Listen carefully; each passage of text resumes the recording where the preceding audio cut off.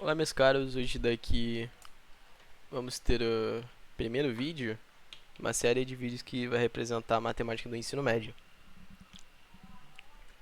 Eu vou pretender trazer, aprofundar todas as matérias que são obrigatórias e que são cobradas nos vestibulares, tá? Nos principais vestibulares, né? FUVEST, Enem, UERJ, Unicamp e demais.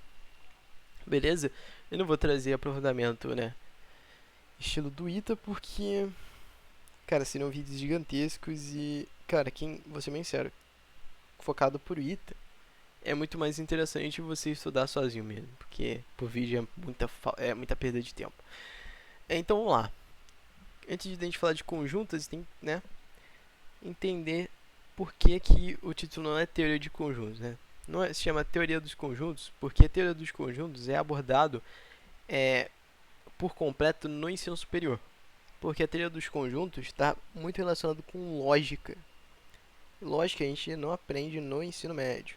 Quer dizer, pelo menos tradicionalmente a gente não vai aprender lógica, matemática no ensino médio. Legal? Lógica proposicional e demais.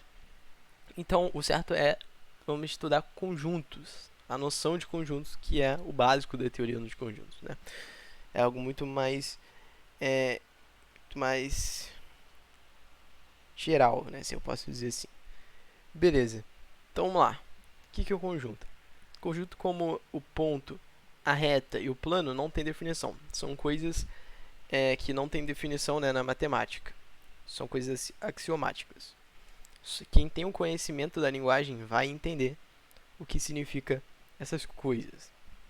Mesmo não conseguindo defini-las, vai entender a noção disso. Beleza? Então, como que eu posso fazer? Eu posso pensar de forma, assim, tentar concretizar algo como o conjunto de objetos, conjunto de, sei lá, conjunto de lápis, por exemplo, conjunto de livros e assim por diante. São um conjunto de coisas, né? Beleza? E como que eu posso representar, né, matematicamente isso? Eu posso utilizando letra maiúscula. Então eu vou falar que a gente vai ter um conjunto Azão, ou simplesmente A, que vai ser formado. Lembra que quando eu falo conjunto dos lápis, conjunto dos livros, ele vai ser formado por como se fosse outras coisas, né? Coisas que pertencem a esse conjunto, né? Esse algo maior, beleza? Essa ideia que engloba esses elementos. Então, vamos lá. Então, todo conjunto vai ser formado por elementos. Então, o conjunto A vai ser igual ao conjunto formado pelos elementos. Então, a gente começa abrindo essas chaves aqui e colocando entre vírgula os elementos. Então, aqui vamos considerar que A é um conjunto formado pelos elementos A, B, C, ou Azinho, Bzinho, Czinho, beleza? E, como eu falei há pouco tempo, essa noção de pertencer. Pertencer também é outra coisa que não tem como a gente definir. Como que a gente vai definir um elemento pertence a um conjunto? Não tem como definir isso. Mas você entende quando eu falo isso, certo? Você consegue compreender a noção que eu trouxe. E para formalizar isso matematicamente, a gente coloca o elemento e usa esse símbolo aqui, né, para mostrar que o elemento A pertence ao conjunto A. O elemento B pertence ao conjunto A. O elemento C pertence ao conjunto A. E o elemento D não vai pertencer, certo? Então a gente faz o mesmo símbolo e coloca essa como se fosse uma transversal, né, uma diagonal aqui, uma linha cortando o símbolo, porque ele, se você analisar pela descrição do conjunto aqui, ele não é apresentado. Tranquilo? E agora? Essa é a única forma de descrever um conjunto? Não. Tem uma outra forma que é muito melhor assim, né? E que a gente não precisa escrever todos os conjuntos. A gente pode escrever, por exemplo, ó, B é igual a X tal que pode ser representado de duas formas. O tal que, uma barra assim na vertical ou dois pontos. Você pode encontrar essas duas formas na prova que você estiver fazendo. Mas, convencionalmente, a gente usa o barra. E também o que é mais fácil, né? Não precisa fazer os dois pontinhos. Beleza? Bem mais rápido e tal. Então, B vai ser formado... A leitura é assim. B vai ser formado, né? B é o conjunto formado pelos elementos X, tal que X é igual a, vamos considerar, 2n, 2 vezes n, e aqui a gente coloca uma vírgulazinha, tal que n pertence aos naturais. Daqui é um exemplo, tá? E como que eu posso ler isso daqui? Isso pode ser lido como B é o conjunto dos elementos x, tal que x é igual a 2n e n pertence aos naturais. Cara, se eu fosse então passar para essa forma aqui, seria o quê? Vamos lá. Se n pertence aos naturais, ele vai ter que variar de 0 até o mais infinito, né? Se a gente for pensar assim. Então, como que ficaria? Ficaria, qual seria o primeiro x? O primeiro elemento. X vai ser 2 vezes 0, 0. Beleza. O próximo elemento, né? Como que vai ser? Quem é o próximo natural? 1. Então, 2 vezes 1, 2. E depois, 2 vezes 2, 4. E assim por diante. Então, isso daqui é uma forma de representar os números pares, utilizando uma coisa que é a descrição por propriedade, beleza? Essa é uma descrição muito importante porque a gente não precisa descrever os elementos. A gente fala uma propriedade que todos os elementos vão ter. Beleza, agora temos a noção de, que eu vou ter que apresentar, a noção de conjunto unitário e vazio. Cara, unitário, isso daí é de conhecimento geral já, que representa uma coisa. Então, um conjunto Czão vai ser unitário se ele representar um único elemento. Beleza? Então, o elemento é aqui. Então, só existe, que a gente vai representar por esse símbolo, como se fosse um E, né? Assim, existe um único elemento, um único X pertencentes a Czão, tá? Isso aqui é uma simbologia matemática que esse Ezinho significa existe, esse Ezinho aqui invertido, né? Invertido não, é espelhado. Esse Ezinho representa a palavra existe e essa barra representa o existe um único.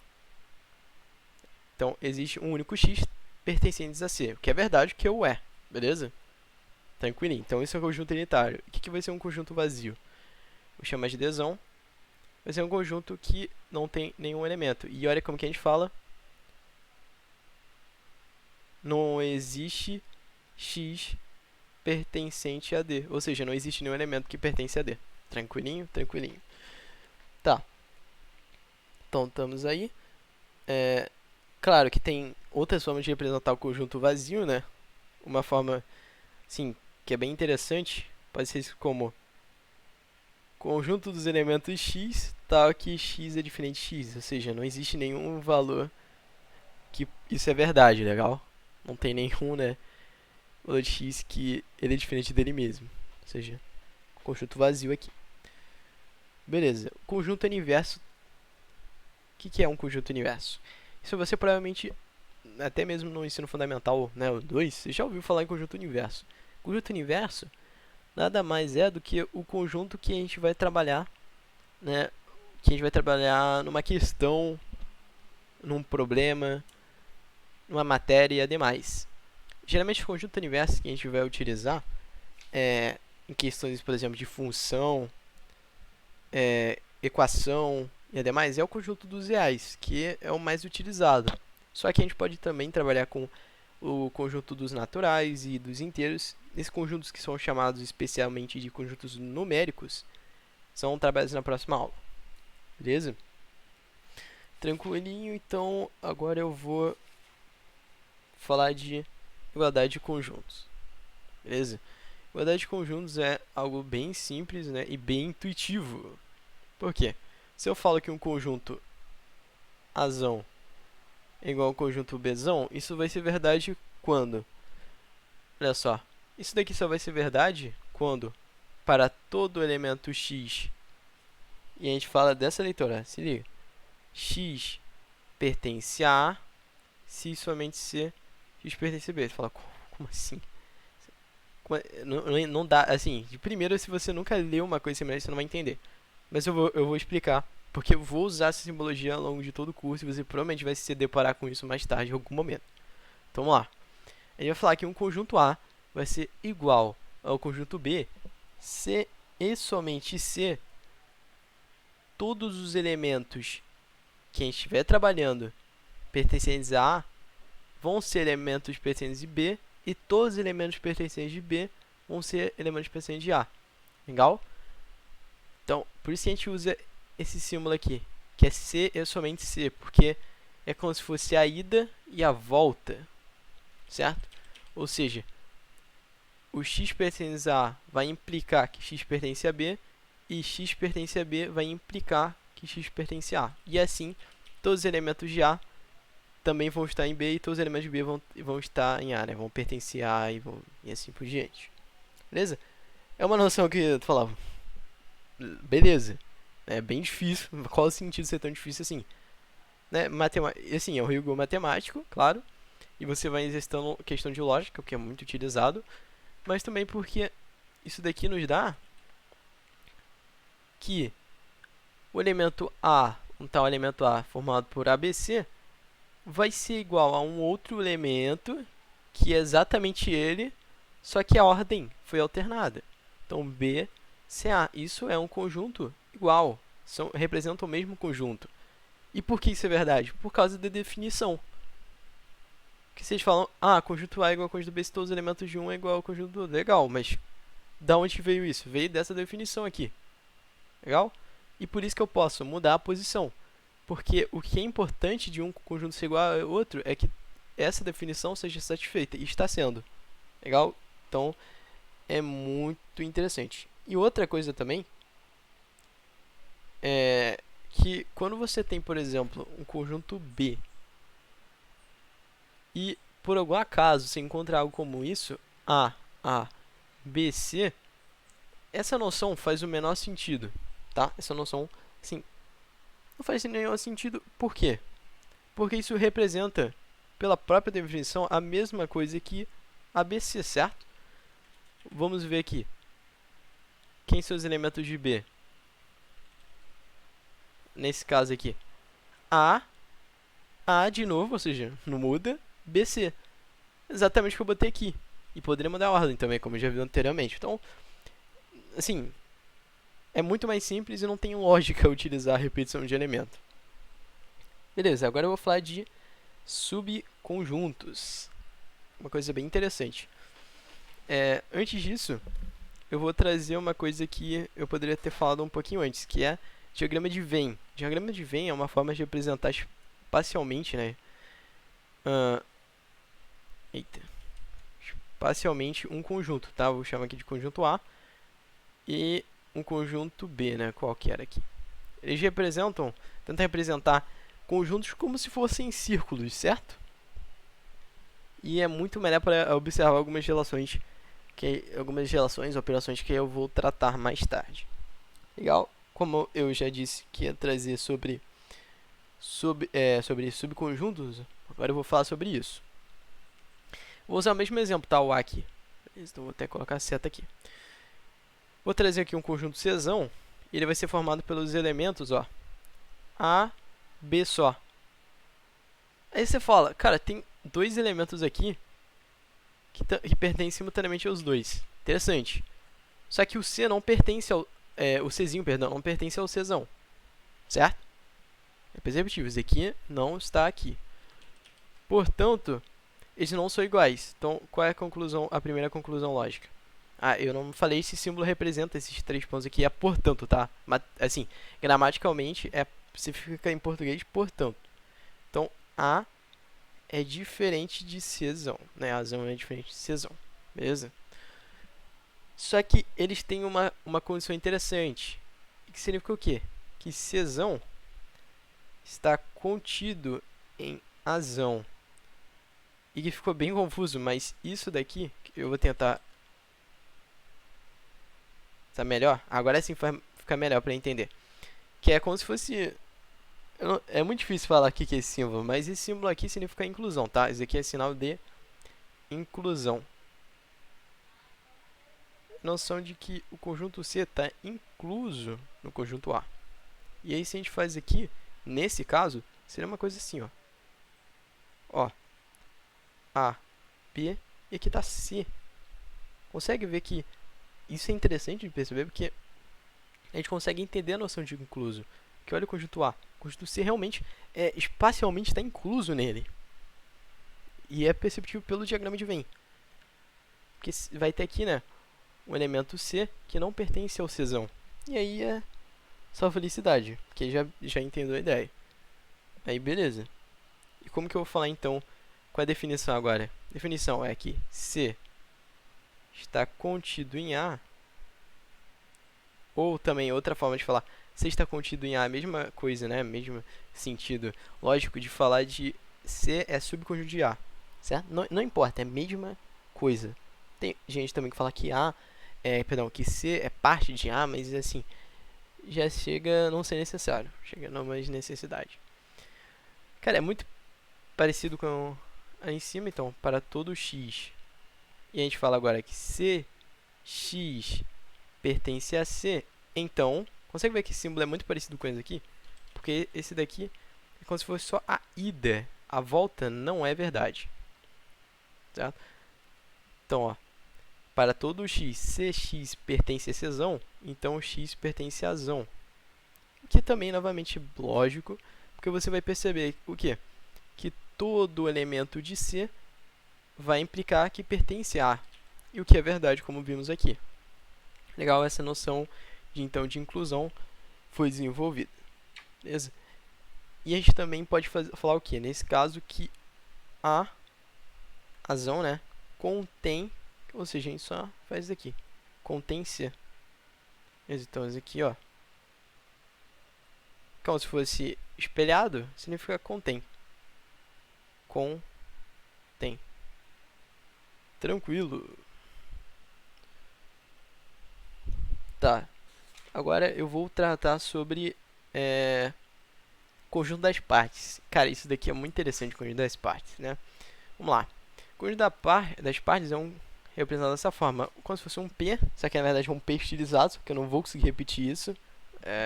Como que é realmente um P estilizado, daí você teria que ver por livro mesmo. Então, a gente vai chamar conjunto das partes de um conjunto A, ou seja, conjunto da parte de A, como o conjunto formado por todos os subconjuntos de A. Aí tu fala, beleza, muito difícil realmente gramaticalmente, né, trazer isso. Como assim? O conjunto das partes de A é o conjunto formado por todos os subconjuntos de A. Para quem já estudou, entendeu, mas quem nunca estudou não vai entender.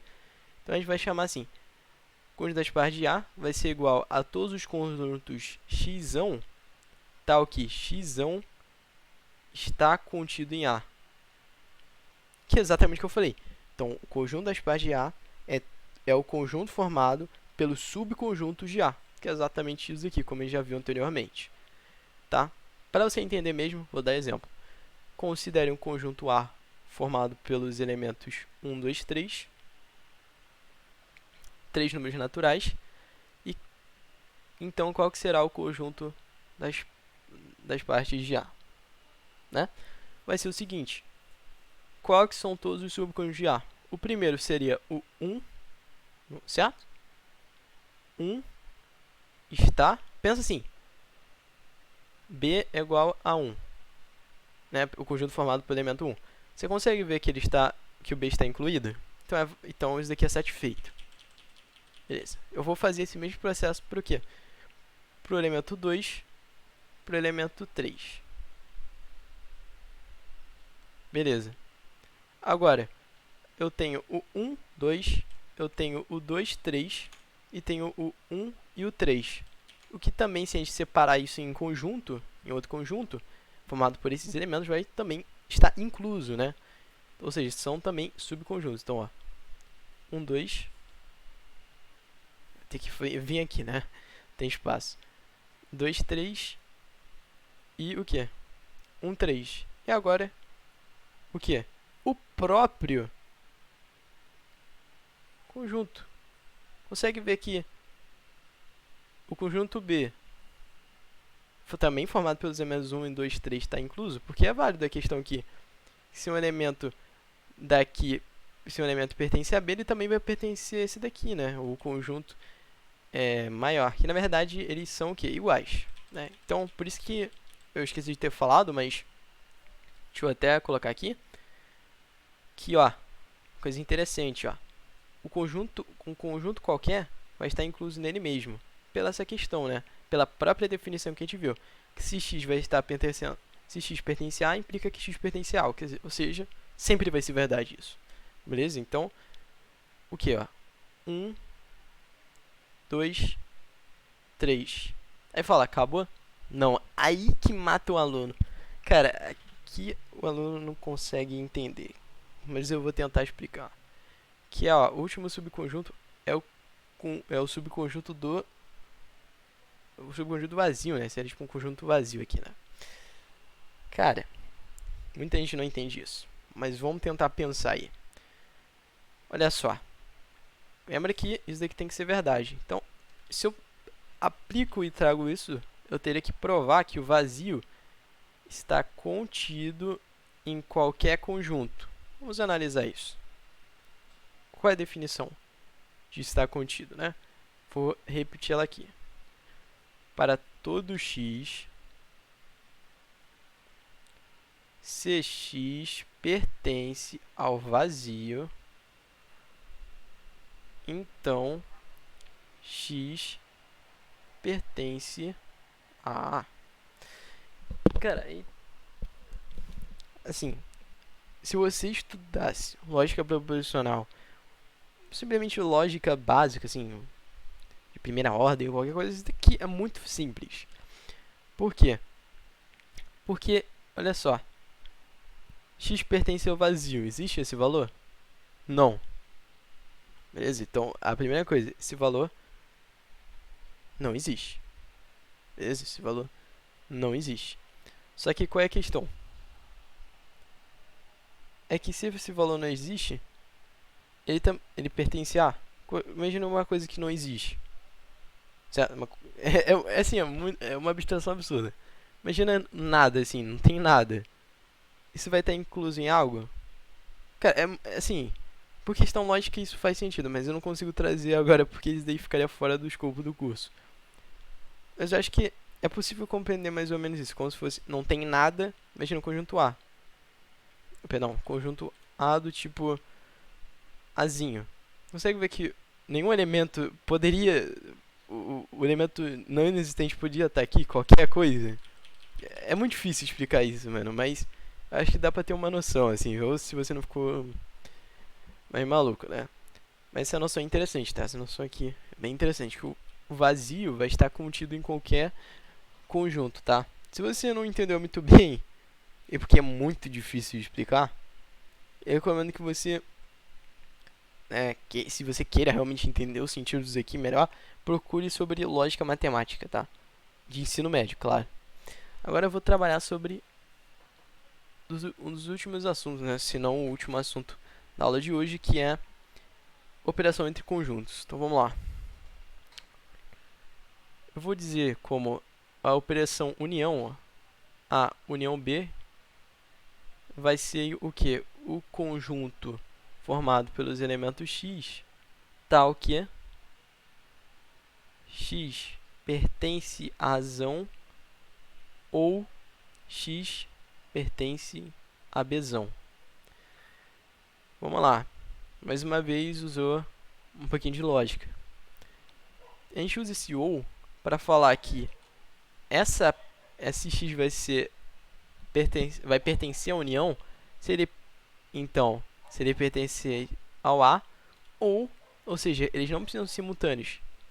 Ou x pertencer a B. Então eu vou dar o exemplo aqui, ó. Olha só. 1, 2, 3 e o B, ó, é o quê? Então a ideia que eu queria trazer é que se ao mínimo um for satisfeito, vai entrar uma condição, né? Se x pertence a A ou x pertence a B, vai entrar no conjunto união. E o Bzão vai ser vou chamar aqui de 3, 4, 5. Beleza. Vamos lá. Começar com qual elemento? Com o elemento 1. 1 pertence a A? Sim. Se 1 pertence a A, vai estar na união. Então, ó, a união B. Tá aqui 1. O 2. 2 pertence a A? Beleza. 3 pertence a A? Beleza. 3 novamente. Já tá. Se eu repetir, é ambíguo. Então, não. 4 pertence a A? Não. Mas pertence a B? Sim. Então, pelo menos uma foi satisfeita. 5 pertence a B? Sim. 6 agora, esse é um elemento que não está nesse conjunto. 6 pertence a A? Não. 6 pertence a B? Também não. Então, nenhuma foi satisfeita. Então, beleza. E uma noção agora, vou dar como exemplo este caso. Esse é o meu desenho cadescente. Azão, Bzão. Quem é o azão, Bzão? 1, 2 e o de intersecção. Vou falar isso de intersecção depois. Mas consegue ver que o 3 pertence aos dois simultaneamente. Quem que vai ser a união? Cara, a união, se analisar pelo diagrama de Venn, 1, 2, 3, 4, 5, é tudo isso. É toda essa região, certo? Toda essa região. Belezinha? Vou falar agora... e antes disso, cara, uma coisa que você tem em mente. Como esse daqui eu não foco para ITA, eu não vou trazer propriedade. Não vou trazer propriedade de subconjunto, propriedade de união, de reunião, né, que é a mesma coisa, união, reunião, significa a mesma operação, intersecção, diferença, complementar, não vou trazer. Não vou trazer. Legal? Porque ficaria gigantesco o vídeo. Agora eu vou trazer a segunda operação, que é a operação da intersecção, que a gente pode ler de duas formas. Como esse aqui eu esqueci de falar, pode ser lido como A união B ou A reunião B. E aqui poderia ser escrito como A intersecção B ou A inter.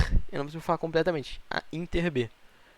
Seria o que? O conjunto dos elementos x, tal que x pertence a A e x pertence a B. Viu que a gente usou outra palavra? Ali a gente usou ou e aqui a gente usou e. Beleza? E traz questão de simultaneidade. Ou seja, essas duas condições, essa e essa, tem que ser satisfeitas simultaneamente para entrar na intersecção. E a noção de intersecção, como eu disse, já foi tratada aqui, ó. O 3 é a intersecção desse conjunto, tá? Então, novamente, vou repetir aqui o Azão como 1, 2, 3. E, ó, o Bzão como 3, 4, 5. Quem vai ser a intersecção? Vai pela definição. Quais são os elementos que satisfazem essa condição e essa condição? Só tem um, que pertence simultaneamente ao A e o B, que é o 3. Então, olha só, a intersecção é o quê? O 3. E usando aquela mesma noção que eu trouxe aqui em cima, de aqui 1, 2, 3, 4, 5, quem vai ser a intersecção? É isso daqui. Belezinha. Novamente, tem propriedades, não vou trazer, porque ficaria gigantesco.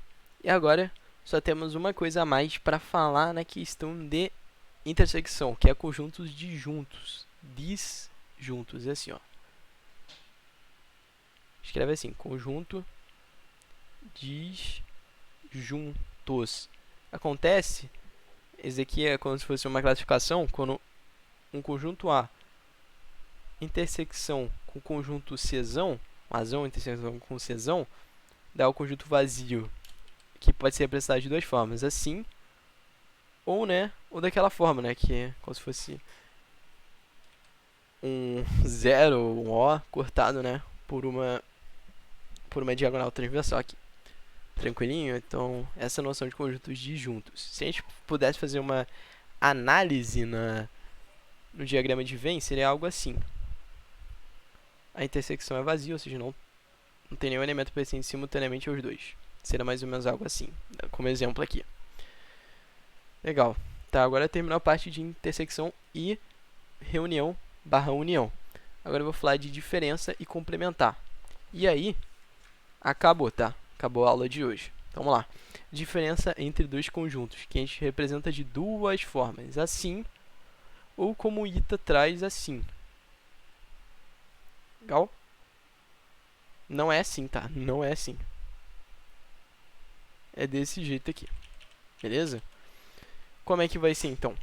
Vai ser o conjunto dos elementos x, tal que x pertence a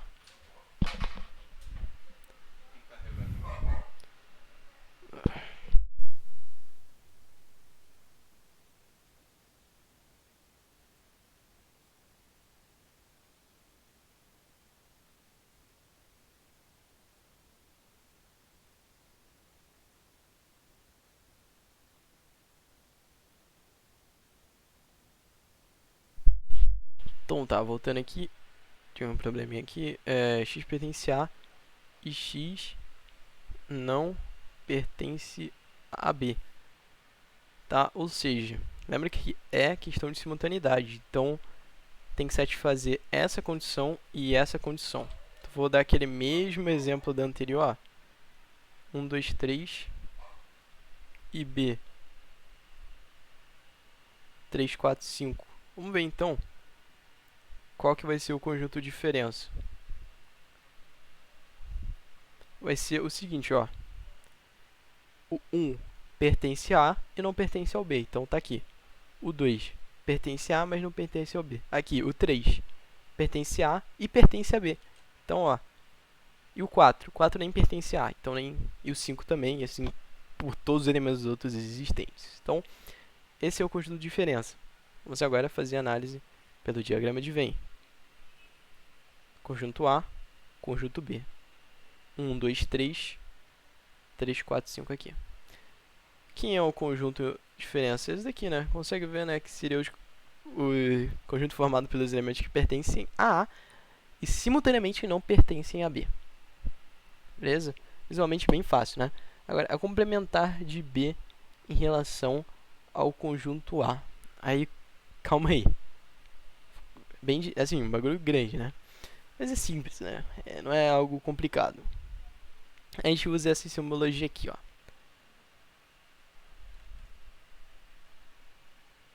Eu não sei o nome para essa simbologia, mas é algo semelhante a isso.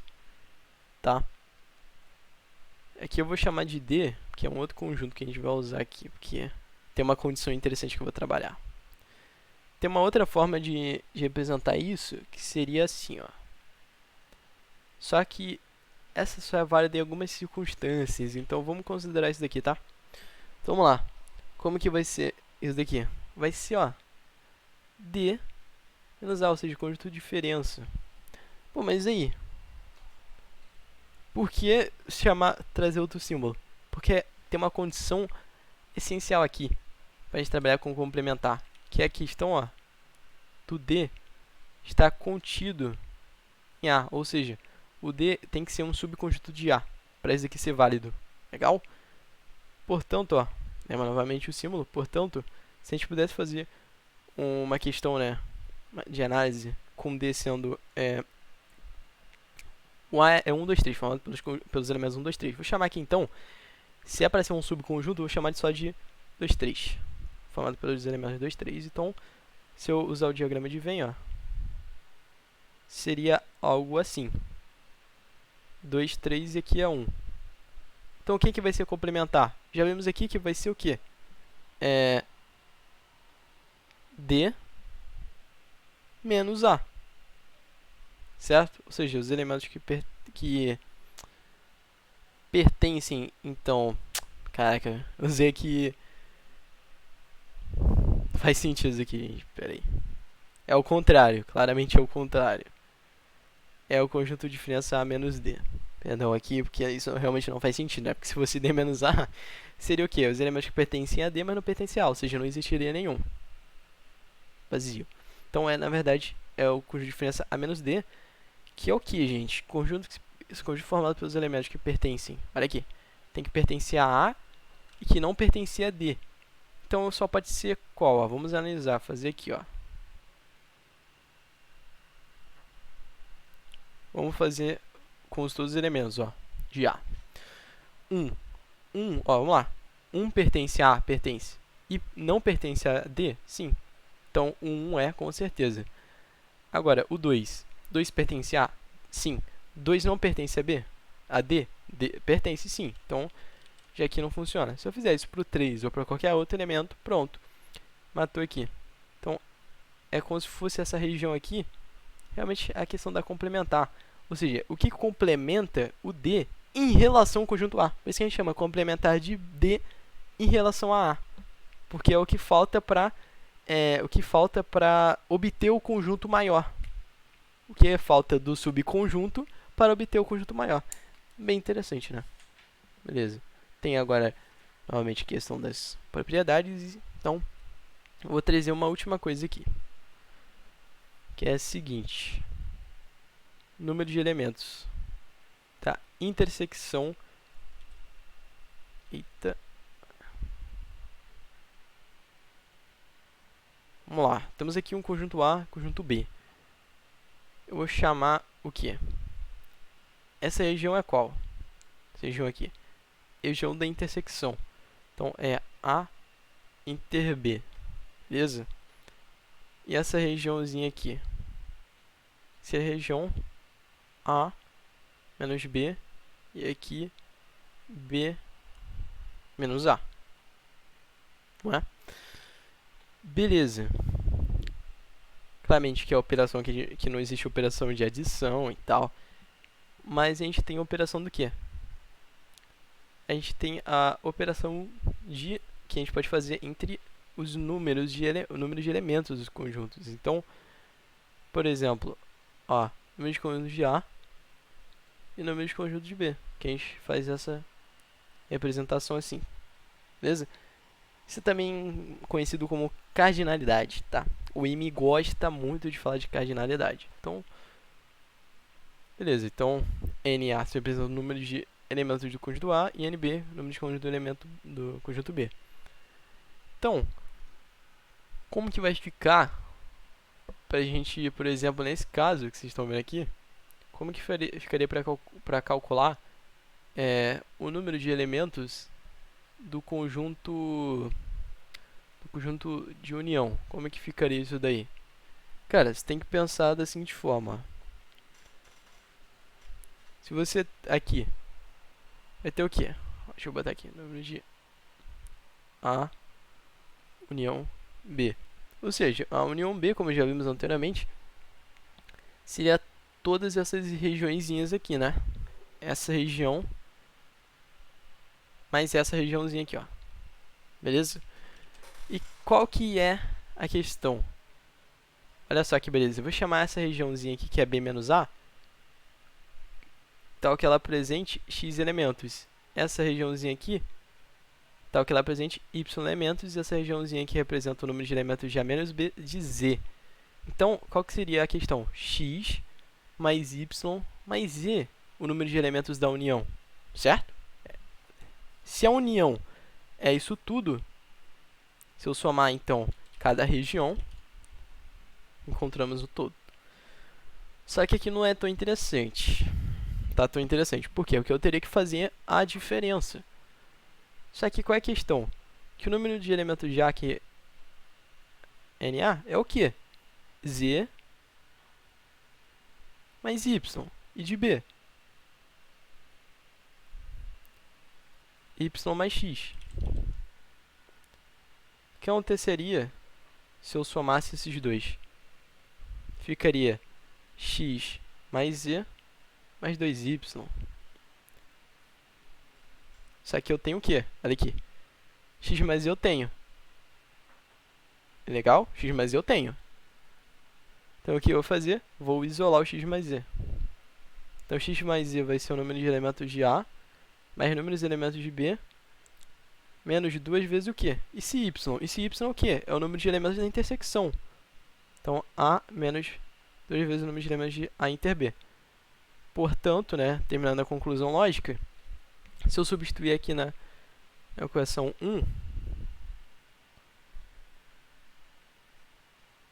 a gente vai ter o seguinte. O número de elementos do conjunto união vai ser igual a X mais Z, que é NA mais NB, menos 2 vezes A inter B, mais o número de elementos de A inter B. Cara, menos 2 mais 1 dá menos 1, né? Então terminamos aqui o raciocínio.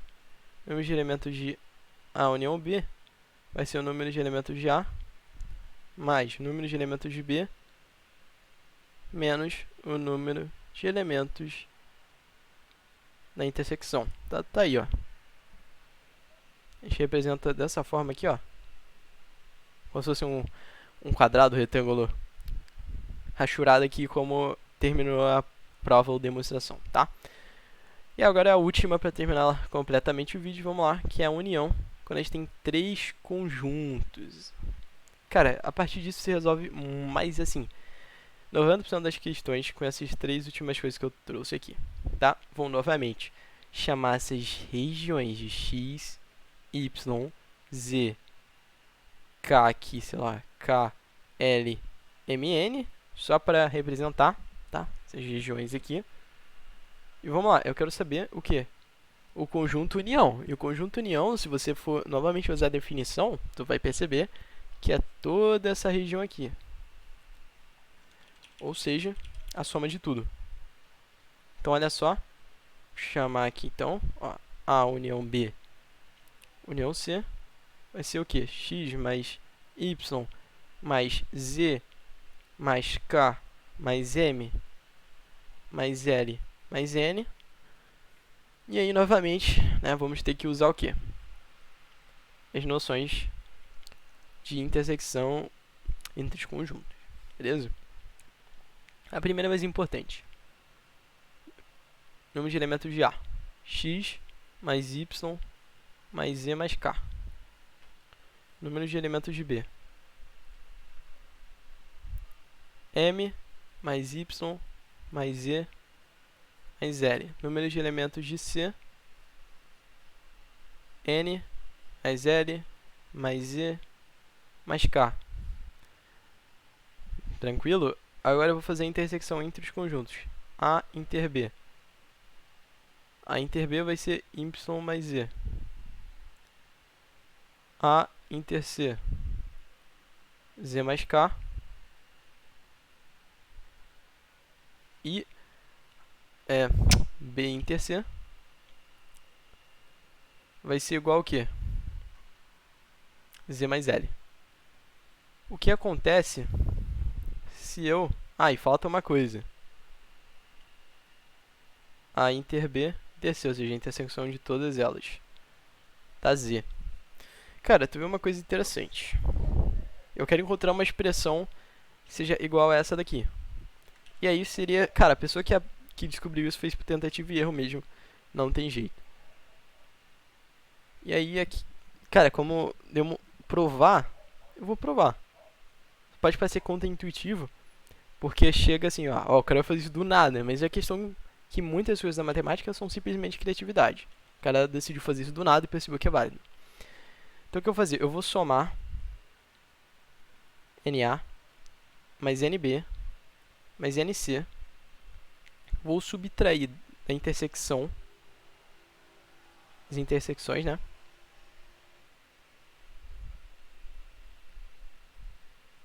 E vou somar a intersecção dos 3.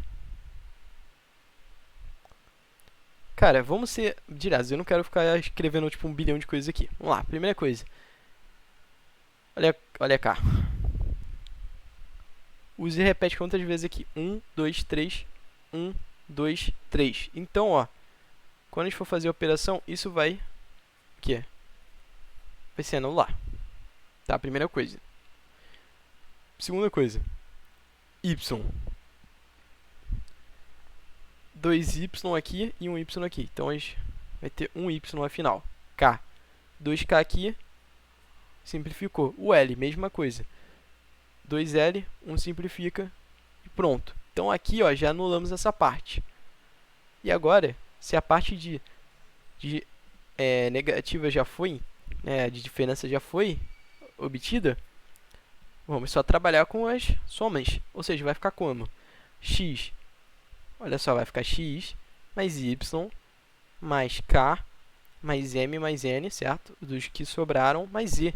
Só que, olha só, x mais y mais k mais m mais m mais n e o que? Mais L, né? Que eu esqueci aqui, ó. Esse mais L aqui.